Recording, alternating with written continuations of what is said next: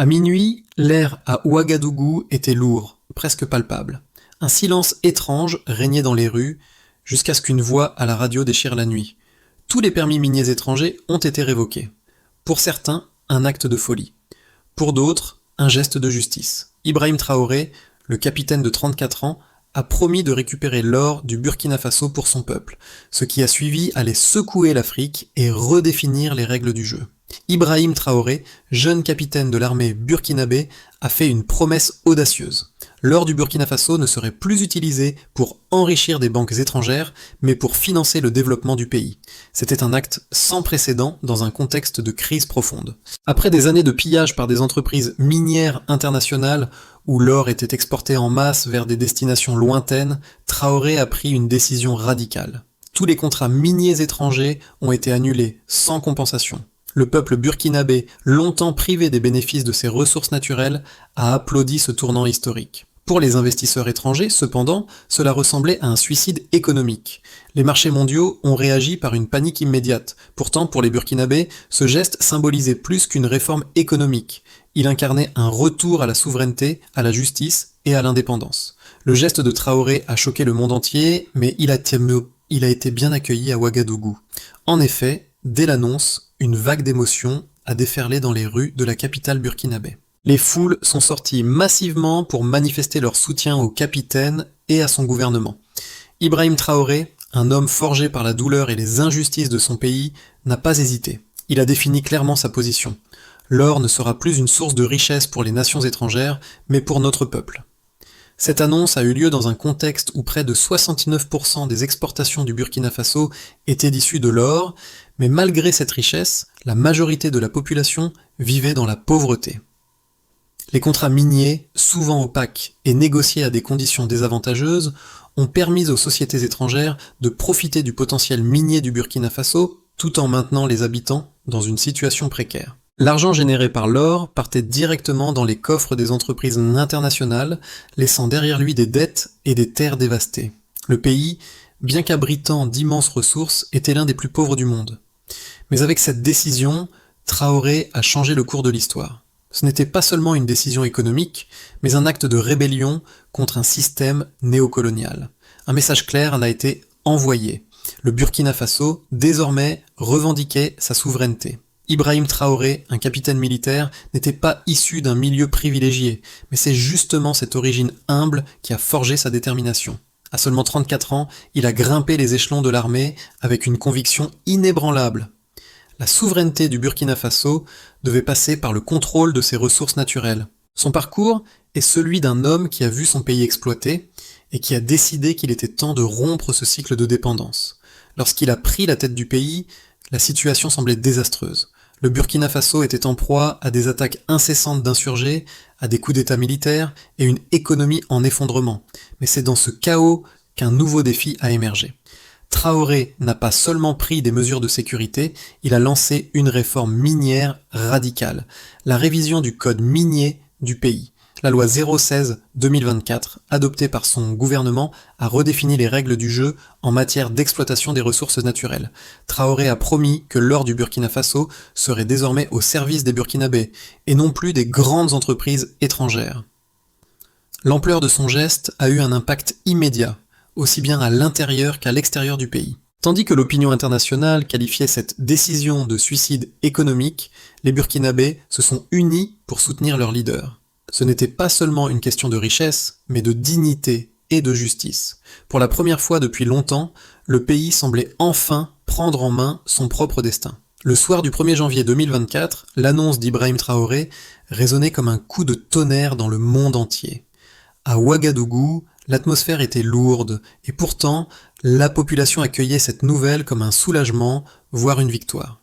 Les étrangers, qui jusque-là profitaient de l'abondance en or du pays, se retrouvaient soudainement privés de leurs privilèges. Traoré, avec une audace rare, avait décrété la révocation des permis miniers étrangers, une mesure sans précédent dans l'histoire du Burkina Faso et de l'Afrique de l'Ouest. Les premières réactions à cette annonce ont été un mélange de stupeur et de colère. Les bourses mondiales ont vacillé, les analystes économiques se sont empressés de prédire un effondrement du pays, mais en réalité, c'était un moment de renaissance.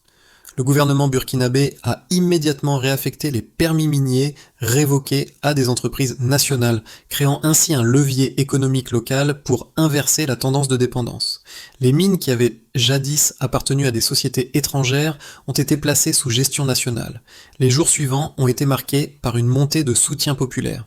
Des foules se sont rassemblées dans les rues, chantant des hymnes patriotiques, saluant leur leader, Ibrahim Traoré, comme le héros d'une nouvelle ère. Les écoles, les hôpitaux et les infrastructures ont commencé à recevoir des financements directs grâce aux recettes générées par les mines sous contrôle national. La décision de révoquer les permis a permis à l'État de réinvestir cet or dans le bien-être de ses citoyens.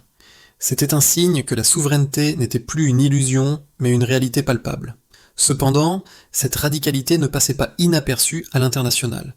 Les puissances occidentales ont réagi par des menaces de sanctions économiques, avertissant que la stabilité du pays serait compromise. Mais Traoré est resté inflexible. Il a réaffirmé que la politique de son gouvernement ne visait pas à rejeter l'investissement étranger, mais à garantir que les ressources naturelles servaient d'abord le peuple burkinabé. La défiance des grandes puissances était palpable, mais la population burkinabé restait unie derrière sa cause. Le véritable test allait résider dans la mise en œuvre de cette réforme. Comment le pays allait-il réagir à l'isolement économique ? Quel serait l'impact sur le quotidien des citoyens qui, pendant des décennies, avaient été privés des bénéfices de leurs propres ressources naturelles ? Pourtant, alors que le pays semblait être au bord de l'effondrement économique, une transformation insoupçonnée commençait à émerger. Les mois suivants ont révélé une dynamique inattendue. Au lieu d'un effondrement total, l'économie burkinabé a montré des signes de résilience.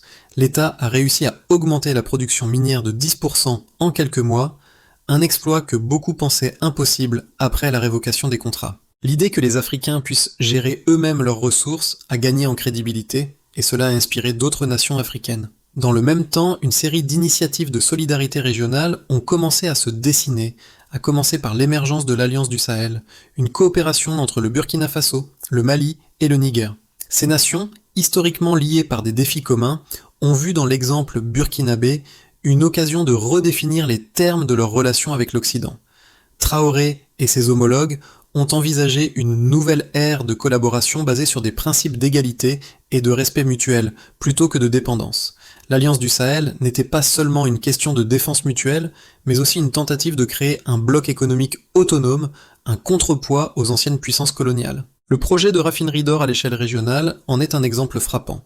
L'idée était de traiter localement les ressources minérales pour maximiser les bénéfices pour les nations africaines, tout en réduisant la dépendance aux marchés mondiaux. Cette nouvelle dynamique a suscité des inquiétudes au sein des grandes puissances économiques, mais elle a aussi renforcé la cohésion interne au sein du Sahel.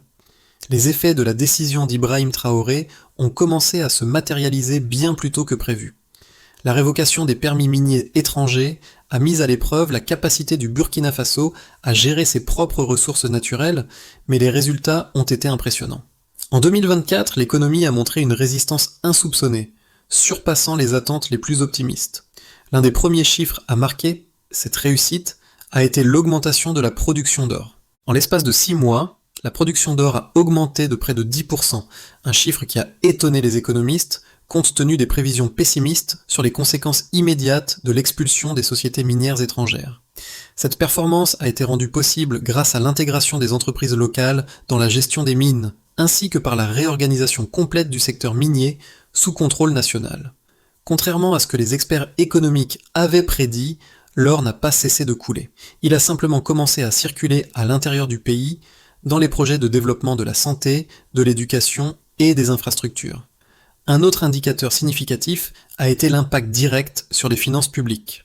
Dès la fin de l'année 2024, les recettes fiscales issues de l'exploitation de l'or ont doublé. Cette augmentation a permis au gouvernement burkinabé de financer une série de projets de développement à travers tout le pays. Les investissements dans l'infrastructure ont augmenté de 15%, une première depuis des décennies dans un pays où la majorité des ressources naturelles étaient extraites sans retour tangible pour la population. Les routes, les hôpitaux et les écoles ont été construits grâce à cette nouvelle manne financière, transformant l'image du pays et redonnant aux citoyens un sentiment de fierté et de prospérité. Les statistiques économiques ont également montré que l'inflation, qui avait atteint des niveaux alarmants avant la révocation, a baissé de 5% dès les premiers mois suivant l'application de la réforme. Cela a renforcé la crédibilité de l'État burkinabé, en prouvant que la décision de Traoré n'était pas seulement une révolte politique, mais un acte viable économiquement. Sur le plan de l'emploi, la situation s'est améliorée de manière surprenante. Alors que l'on craignait une vague de licenciements due au retrait des sociétés étrangères, c'est en réalité l'emploi local qui a bénéficié de la réforme. Plus de 25 000 nouveaux emplois ont été créés dans le secteur minier, l'exploitation locale nécessitant plus de main-d'œuvre que celle des entreprises étrangères. Les formations spécialisées dans la géologie, l'exploitation minière et la gestion des ressources naturelles ont été étendues, permettant ainsi aux Burkinabés de prendre en main l'exploitation de leur or de manière plus professionnelle et plus bénéfique à long terme. Les partenaires internationaux, en particulier ceux du secteur financier, ont dû faire face à la nouvelle réalité. Si certaines entreprises ont tenté de retirer leurs investissements du Burkina Faso, d'autres ont cherché à renégocier des contrats en conformité avec les nouvelles règles du pays. Un cas emblématique est celui d'une société minière turque qui, après une première hésitation, a signé un accord avec le gouvernement burkinabé pour exploiter les mines sous de nouvelles conditions, plus transparentes et respectueuses des lois locales. Les prévisions de croissance économique pour 2025 indiquent une augmentation du PIB de 5%, ce qui dépasse largement les prévisions initiales qui tablaient sur une stagnation. Cette croissance est en grande partie due à l'augmentation de la production d'or, mais aussi à l'émergence d'une nouvelle économie locale fondée sur la valorisation des ressources naturelles et l'autosuffisance économique. L'impact de la réforme d'Ibrahim Traoré sur le Burkina Faso a engendré des débats houleux tant au niveau national qu'international. D'un côté, les partisans de la réforme mettent en avant les résultats tangibles et la souveraineté retrouvée. De l'autre, les opposants soulignent les risques potentiels liés à l'isolement économique et à la déstabilisation des relations avec les investisseurs étrangers.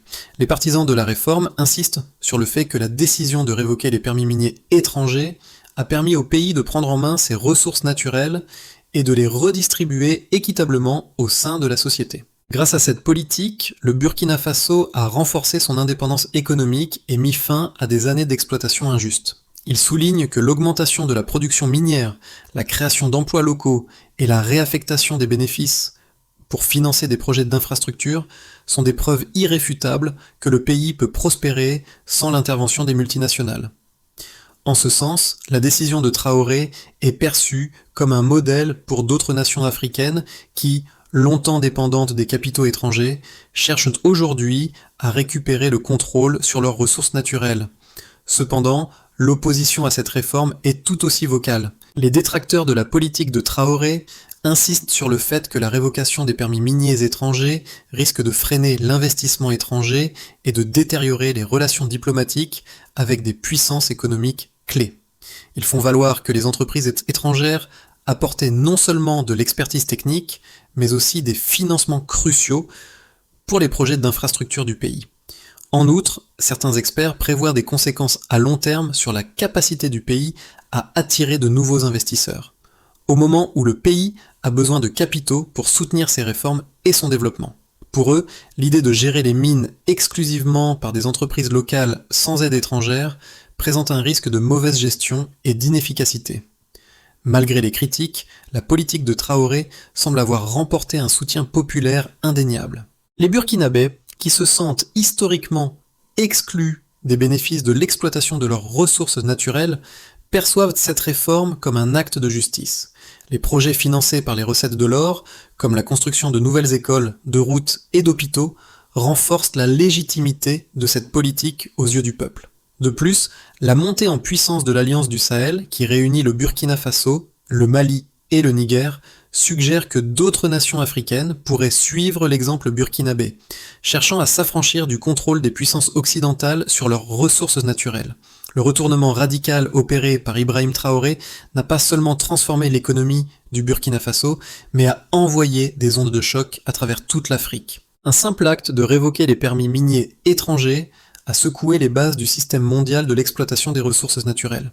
Cependant, ce n'était pas la fin, mais plutôt le début d'une transformation profonde.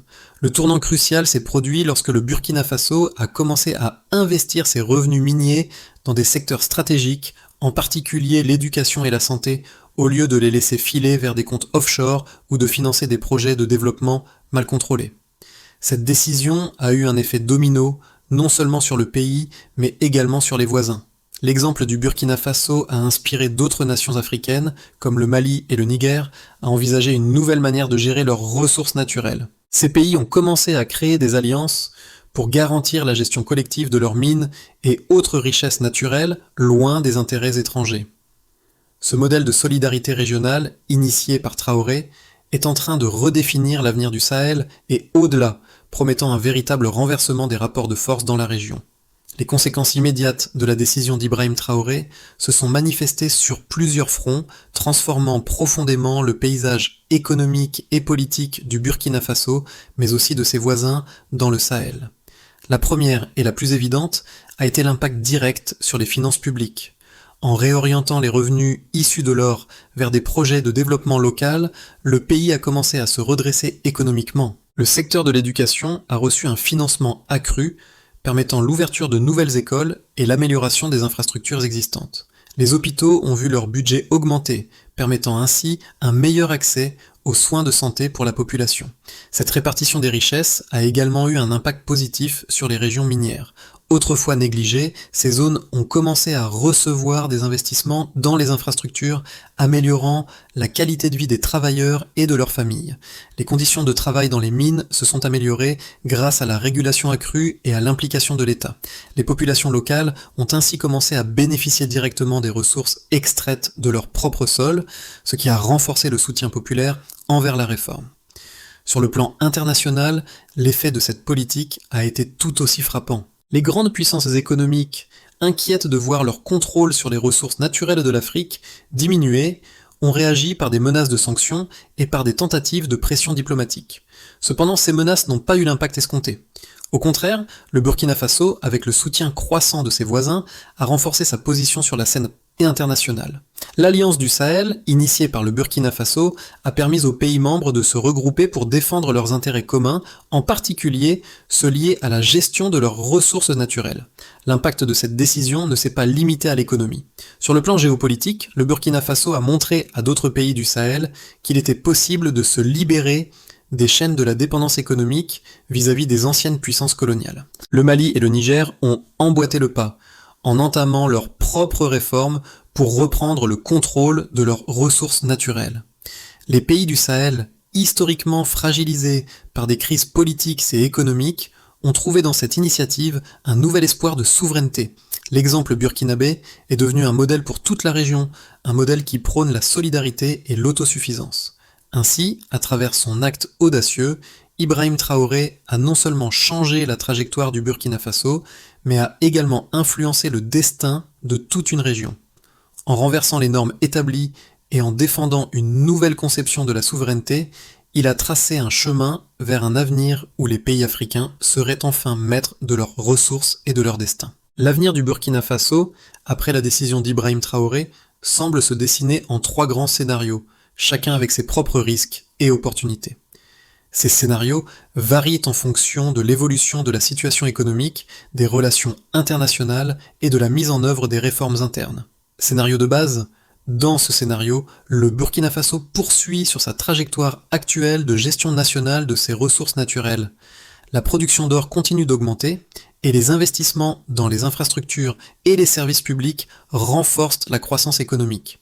En 6 à 12 mois, le pays verra une augmentation de l'emploi local, notamment dans les secteurs liés à l'exploitation minière et à l'infrastructure.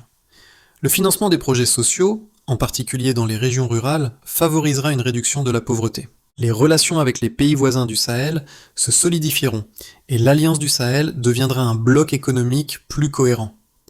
La coopération régionale permettra de partager les bénéfices des ressources naturelles et de négocier plus efficacement avec les partenaires étrangers. Le Burkina Faso pourrait même commencer à investir dans de nouvelles industries et diversifier son économie au-delà de l'exploitation minière. Scénario optimiste, si la politique de Traoré se concrétise pleinement avec un soutien croissant de la population et des voisins, le Burkina Faso pourrait devenir un modèle de souveraineté régionale. La solidarité du Sahel se renforcera, et de plus en plus de pays africains suivront l'exemple burkinabé, exigeant un contrôle plus strict sur leurs ressources naturelles. Le pays pourrait également attirer de nouveaux investissements étrangers, mais sous des conditions strictes et transparentes.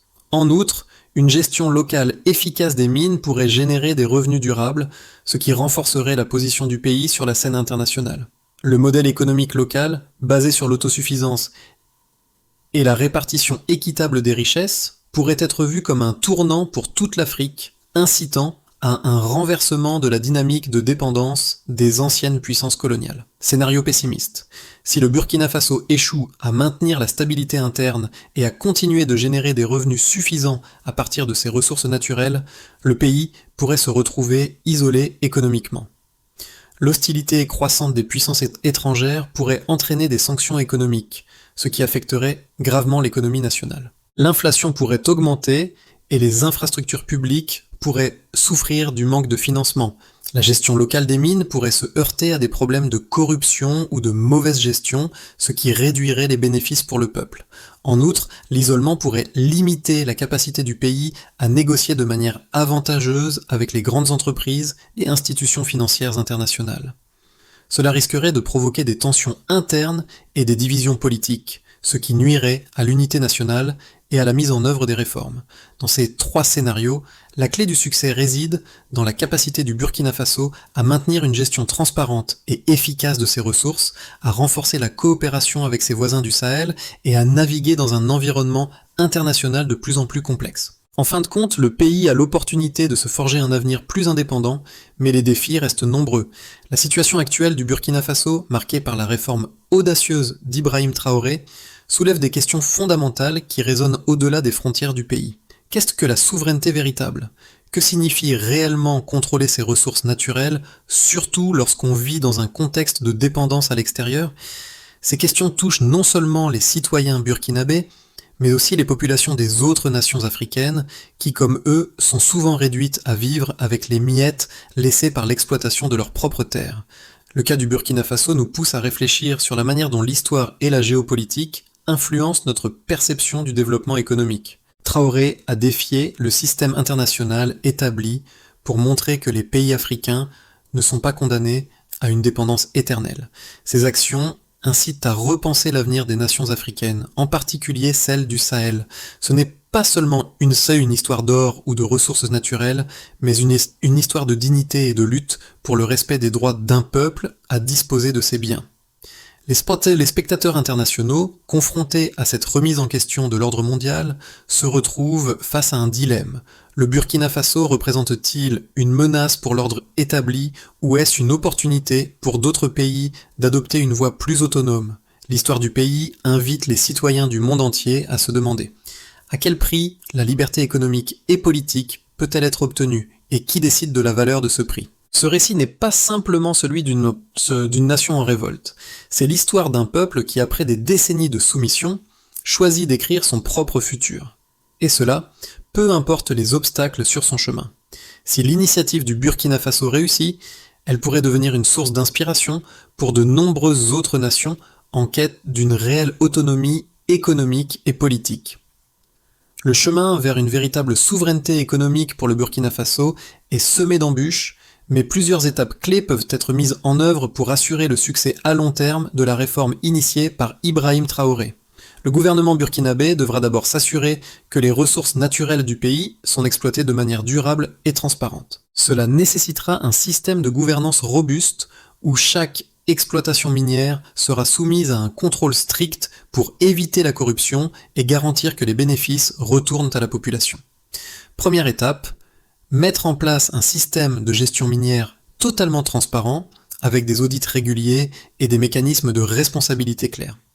Le gouvernement devra également veiller à l'implication des communautés locales dans la gestion des ressources, pour qu'elles bénéficient directement des revenus générés par l'exploitation minière.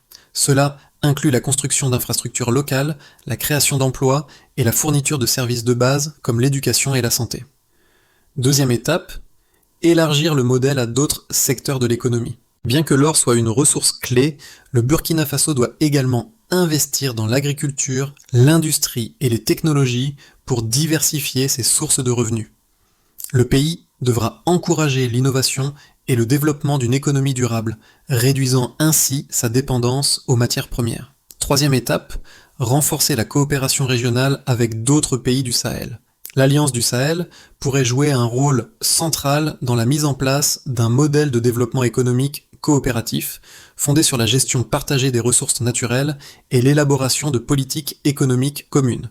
Ces étapes formeront la base d'une transformation plus large, visant à rendre l'Afrique plus indépendante, plus souveraine et moins soumise aux intérêts extérieurs. Ibrahim Traoré, dans son uniforme militaire simple, a non seulement redonné espoir au Burkina Faso, mais a également ravivé la flamme de la souveraineté pour toute une région. Ce n'était pas seulement l'or qu'il a récupéré pour son peuple, mais un sentiment profond de dignité et de liberté.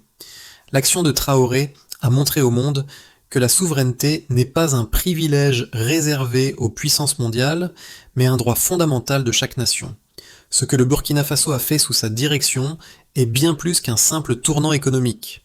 C'est un acte de réappropriation de son destin.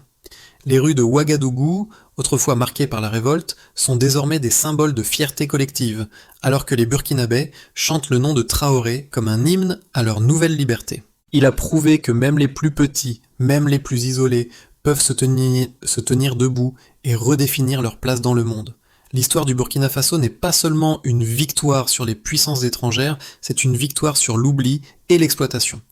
L'or, désormais sous contrôle national, ne sert plus à enrichir des comptes lointains, mais finance des écoles, des hôpitaux, des routes et, plus important encore, un avenir digne pour les Burkinabés. À travers l'histoire du Burkina Faso et la détermination d'Ibrahim Traoré, nous voyons un exemple de ce que signifie réellement prendre le contrôle de son destin. Mais cette histoire ne s'arrête pas ici.